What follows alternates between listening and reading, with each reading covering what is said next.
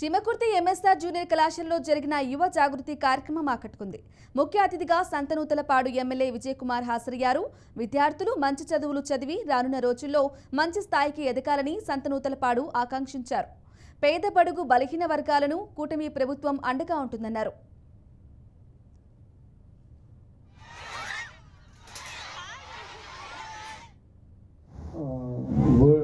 చికాగోలో world religion కాన్ఫరెన్స్లో ఆయన ఒక స్పీచ్ ఇస్తే అందరూ అది విని మన దేశ హిందూయిజం గురించి, స్పిరిచువాలిటీ గురించి, అద్వైత వేదాంతం గురించి వాళ్ళ ఏంటిది అందరికీ చెప్పినప్పుడు మన దేశం గురించి ప్రతి ఒక్కరు తెలుసుకున్నారు.